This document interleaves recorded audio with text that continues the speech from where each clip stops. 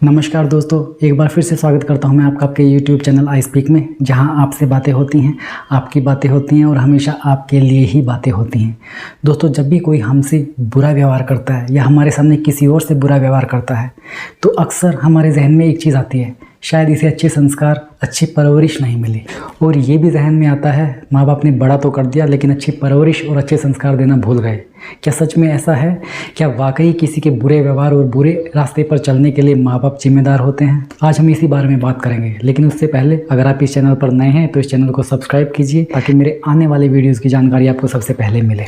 सबसे पहले तो मैं कहना चाहूँगा, एक जिम्मेदार माँ बाप होने के नाते आप कभी नहीं चाहोगे कि आपका बेटा या बेटी कल को गलत रास्ते पर जाए और आपका नाम खराब करे। इसीलिए सभी माँ बाप अपने बच्चे को अच्छी परवरिश देने के साथ साथ अच्छे संस्कार देने पर भी जोर डालते हैं। लेकिन जैसे जैसे बच्चा बड़ा होता है वो घर से ज़्यादा समय बाहर बिताने लगता है, स्कूल में, अपने दोस्तों के साथ, और यहीं से बच्चे की रुचियों यानी कि पसंद नापसंद का विकास होता है। आप ये मान के चलिए, माँ बाप और टीचर तो बच्चे को हर चीज़ सिखाएंगे ही, लेकिन बच्चा जिनके साथ में खेलता है, समय व्यतीत करता है, उनका भी उसके व्यक्तित्व निर्माण पर असर पड़ता है। अब बच्चा जिनके साथ में खेलता है वो भी उसी उम्र के होते हैं, मतलब सभी के सभी मासूम और नासमझ। और गलती से उन बच्चों में अगर एक भी बच्चा ऐसा हो जिसके परिवार के लोग लापरवाह हों या बड़े भाई बहन गलत प्रवृत्ति के हों, या वो बच्चा किसी ऐसे इंसान के संपर्क में हो जो गलत प्रवृत्ति का है, तो वो मासूम बच्चा अपनी मासूमियत में उन गलत और लापरवाह लोगों से जो सीखेगा वही अनुभव आपके बच्चे से भी शेयर करेगा। अब वो उस गलत विचारधारा से कितना प्रभावित होता है ये पूर्ण रूप से इस बात पर निर्भर करता है कि उसकी रुचि अभिरुचि क्या है और उसने आपके विचार और संस्कार किस हद तक ग्रहण किए हैं। अगर आप संस्कारी होंगे तो आप अपने बच्चों को अच्छे संस्कार देने में कोई कमी नहीं छोड़ेंगे, लेकिन बच्चे की खुद भी सीखने की और संस्कार ग्रहण करने की एक क्षमता होती है। कोई अच्छी आदत आसानी से सीख जाता है और किसी को बार बार सिखाना पड़ता है। आपने देखा होगा, एक ही परिवार में अगर दो बच्चे हों तो दोनों को एक ही वातावरण मिलने के बावजूद, एक ही तरह के संस्कार मिलने के बावजूद दोनों बच्चों की प्रवृत्ति अलग होती है। कोई शरारती होता है, कोई सीधा साधा होता है। जबकि माँ बाप ने दोनों को एक ही तरह से संस्कार दिए, फिर भी ये फ़र्क क्यों?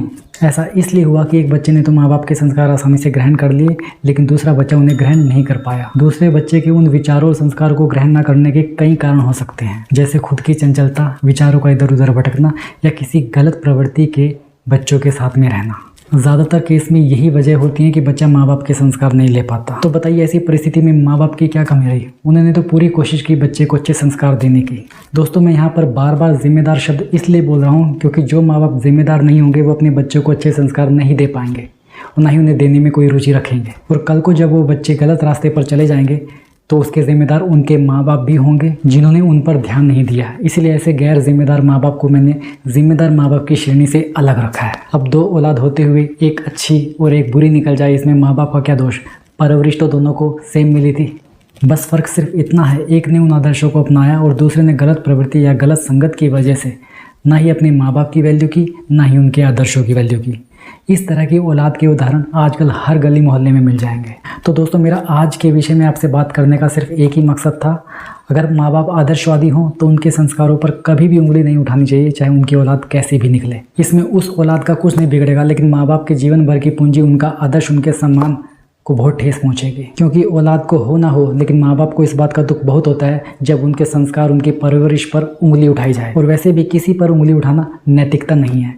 अगर आप किसी के माँ बाप पर उंगली उठाएंगे, उनके संस्कार पर उंगली उठाएंगे, इसका मतलब आपने भी अपनी नैतिकता छोड़ दी है। इसलिए खुद भी अच्छे रहिए और अच्छे लोगों की भी इज्जत कीजिए। साथ ही मैं सभी माँ बाप से भी कहना चाहूँगा, बच्चे सीखें ना सीखें, उन्हें सिखाने पर पूरा जोर दीजिए। एक बार नहीं 10 बार सिखाइए।